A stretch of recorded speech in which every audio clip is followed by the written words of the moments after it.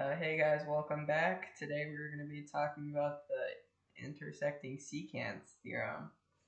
The definition of the intersecting secants theorem is that when two secants originate from the same point, the angle they form is equal to the equation arc AB minus arc DC divided by 2. So essentially, what this means is that this arc segment minus this arc segment divided by 2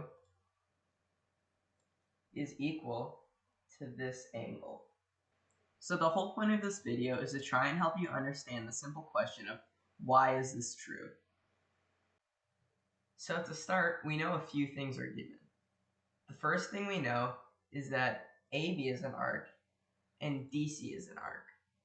The second thing we know is given is that line segment AD is a secant and line BC is also a secant.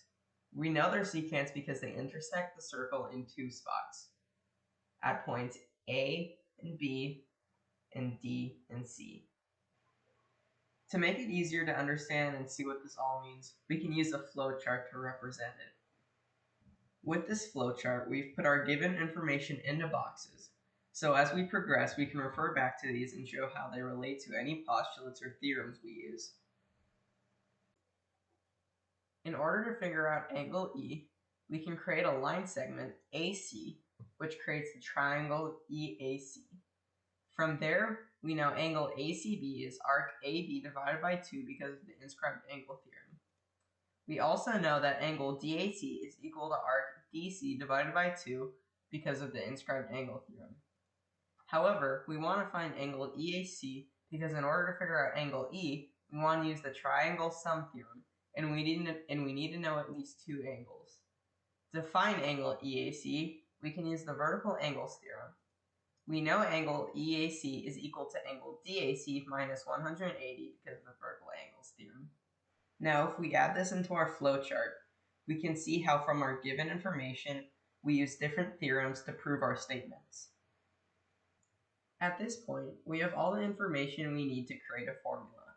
By using the triangle sum theorem, we can create the equation angle ACB plus angle EAC plus angle E equals 180.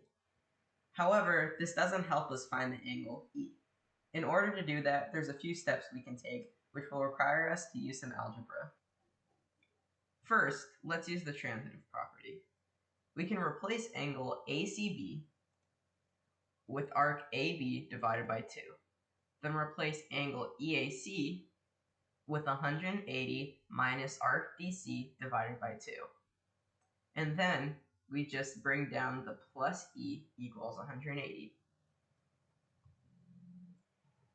With that equation, we need to get E by itself since we are solving for it.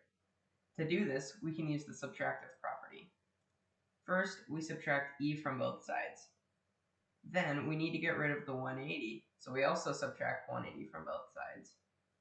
That leaves us with the equation arc AB divided by 2 minus arc DC divided by 2 equals negative E. Lastly, to simplify the equation further, instead of writing it like this, we can instead use the division property to say arc AB minus arc DC divided by 2 equals negative E. Finally, we have our equation. Though it is in the form of negative E, you can always just add parentheses around the arc AB minus arc DC divided by 2 and multiply both sides by negative 1. That was a lot of information, so let's go back to our flowchart and add everything we just did. This looks like a lot, but it's just a visual representation of everything we covered. First, we had our given information. Then, we figured out the angle measurements of angle EAC and ACB. After that, we used the triangle sum conjecture to create an equation. Once we figured that out, we used the transitive property to replace those angles, and then subtractive property to get E on one side. Finally, we used the division property to turn our equation into its final form. So I lied. Apparently, I did a little math wrong. However, what's important is that the final form of the intersecting secants theorem isn't going to be negative e. And the way we can get rid of our negative e is, I'll show you in a second. So our equation we ended up with is negative e equals, I'm doing this backwards, but whatever, AB minus DC, arc DC, over 2. However, what we can do is we can basically multiply each side by -1. And if I could figure out -1, multiply this side by -1. Sorry, that doesn't look like a multiply. So what this does is it cancels out the negative. So what we end up with is positive E equals, and what this -1 will do is it'll essentially reverse this order. So we'll have DC minus AB, or arc DC minus arc AB. So we write this as negative DC, or excuse me, not negative DC, DC minus AB, arc DC,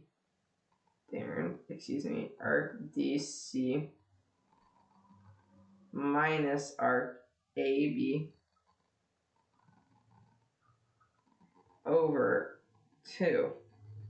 So now this is the final form, not what was before, not with the negative. This is the final form. Positive E equals arc DC minus arc AB over 2. This is the intersecting secants theorem.